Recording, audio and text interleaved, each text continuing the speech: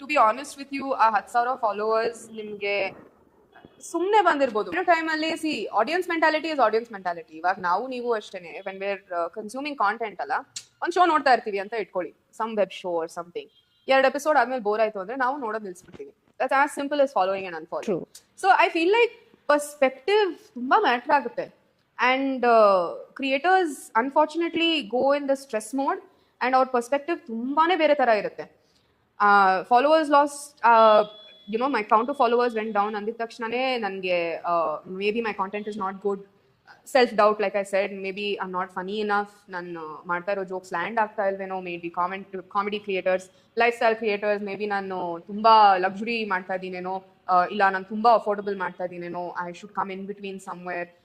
Ma'am creators, there like ಮಕ್ಕಳ ಬಗ್ಗೆ ಮಾತಾಡೋದ, ನನ್ನ ಬಗ್ಗೆ ಮಾತಾಡೋದ, ಪೋಸ್ಟ್ ಪಾರ್ಟಮ್ ಬಗ್ಗೆ ಮಾತಾಡೋದ, ಏನ್ ಕ್ಲಿಕ್ ಆಗುತ್ತೆ, ಏನ್ ಕ್ಲಿಕ್ ಆಗಲ್ಲ, ಎಲ್ಲರೂ ಆ ಥಾಟ್ ಪ್ರೊಸೆಸ್ ಅಲ್ಲಿ ಹೋಗ್ತಾರೆ, which is very unfortunate. Because you got to talk about everything.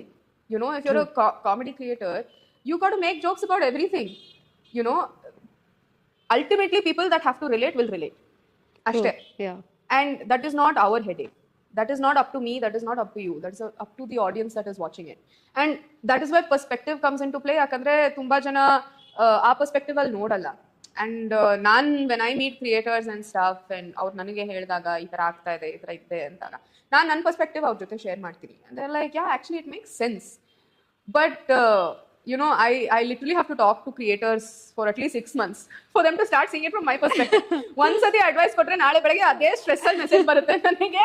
So 6 ತಿಂಗಳು ನಾನು ಮೆಂಟೋರ್ಶಿಪ್ ಮಾಡಬೇಕು, ಗುರು ಈ ಪರ್ಸ್ಪೆಕ್ಟಿವ್ ಅಲ್ಲಿ ನೋಡ್ಬೇಡ ಅಂತ.